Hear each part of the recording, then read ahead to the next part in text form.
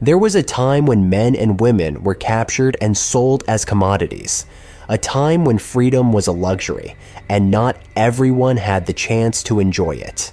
These people, whose freedom was stolen if they were lucky, would serve as slaves in the homes of noble Roman families. Others were taken to endure hard labor on plantations, or even worse, to the degrading work in mines and quarries. But there were also those who were forced to take up arms and fight to defend their very existence. These brave warriors left their mark on history and became known as gladiators. In today's video, I'll talk a little about the history of gladiators in ancient Rome, a story that is still discussed today and is the theme of films and TV shows. Gladiators were slaves, and the majority were warriors captured on the battlefield. These men were proud warriors with strong character, which made many of them difficult to control and posed a significant risk to the families who bought them. However, not all gladiators were trained warriors.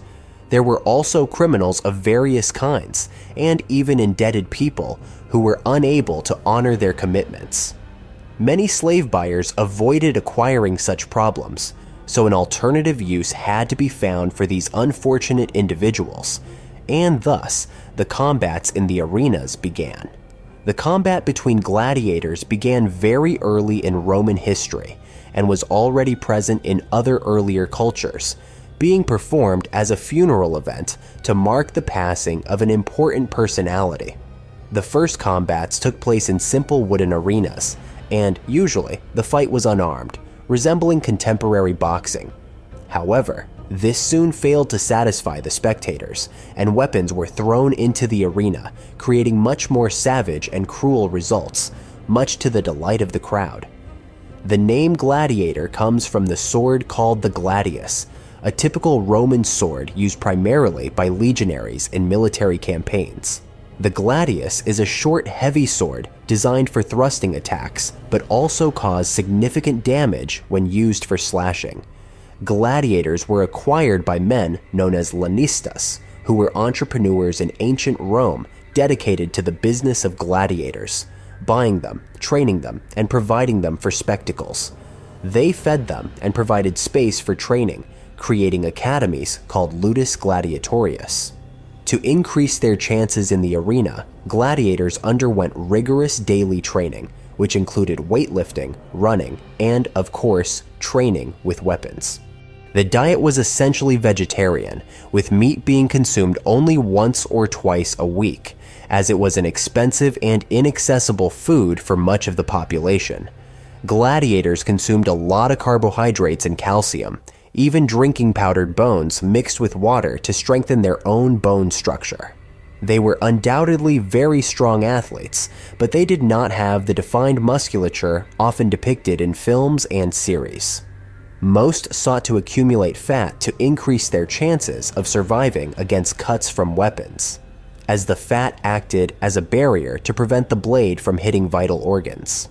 In their training, gladiators were only allowed to use wooden weapons and could only handle real weapons just before entering the arena.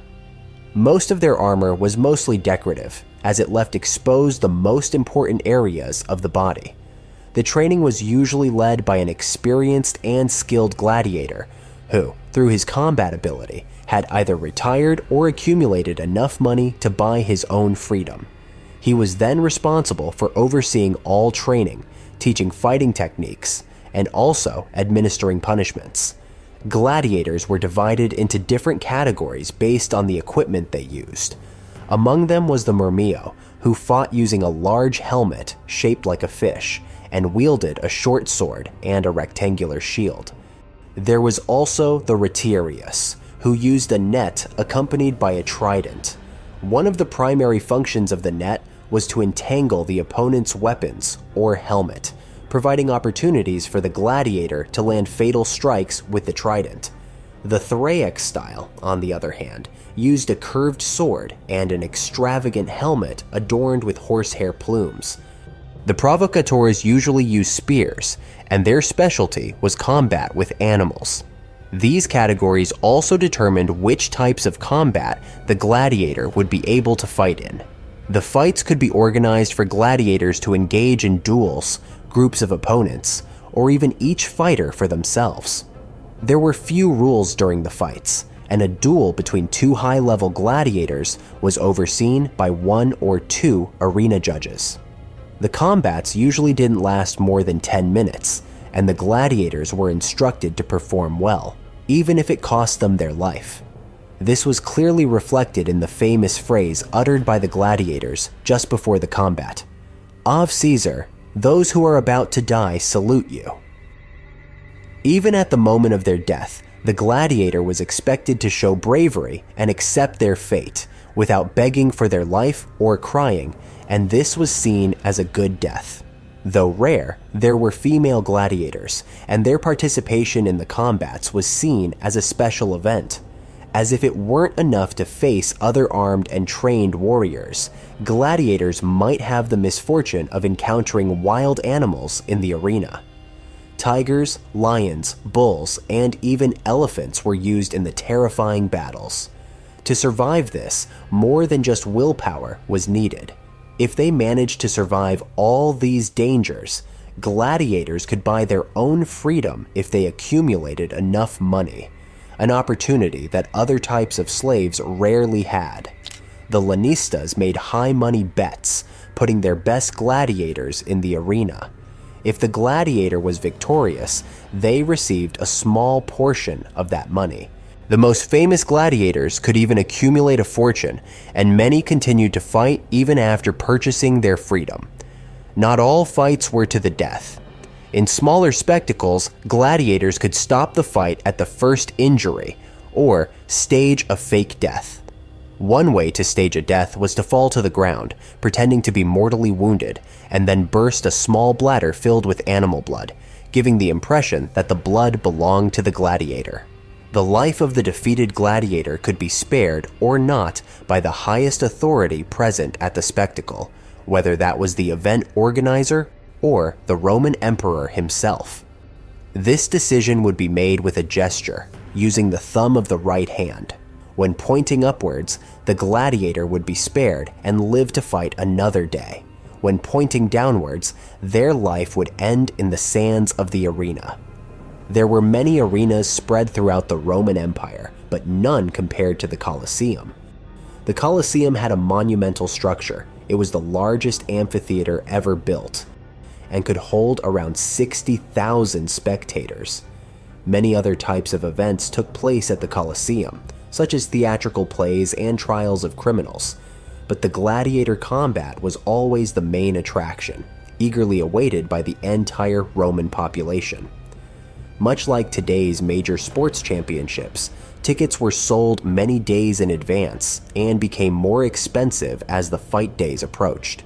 At the Coliseum, impressive combats took place, with the gladiators reenacting epic historical battles, and, on some occasions, the arena would even be flooded to allow for naval battles. Many gladiators became true legends in the arena, immortalized in paintings and sculptures of the time, and the great battles became a major topic of conversation in the Roman streets. All this fame and the chance to obtain wealth and prestige even attracted free men to fight in the arena.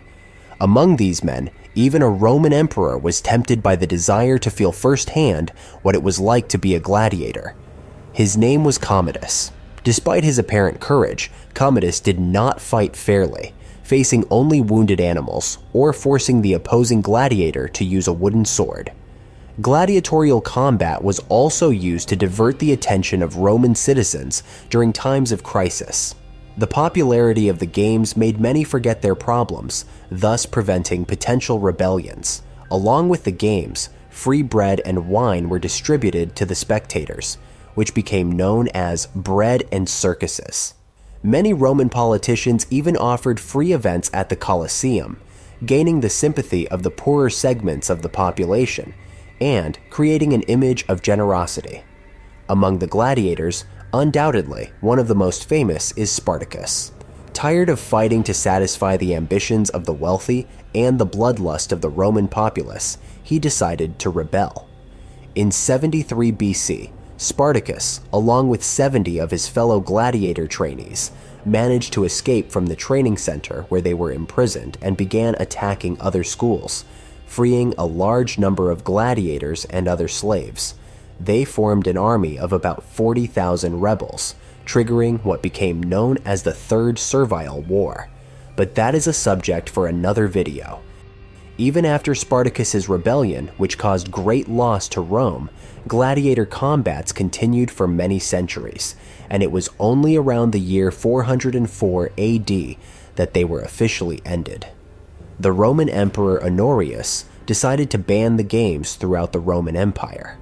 The ban was motivated by an incident in which a Christian monk, Telemachus, tried to stop a gladiator fight and was stoned to death by the crowd. Despite the ban, the fights between condemned criminals and wild animals, known as venations, continued for another century. Chariot races also remained popular until the end of the late antiquity, in the 6th century. By this time, the events were in decline and no longer attracted as many spectators as before. Additionally, the Christian influence contributed to the view of gladiatorial games as a barbaric spectacle. The history of the gladiators is as glorious as it is tragic, but these warriors will always be remembered as the heroes of the arena.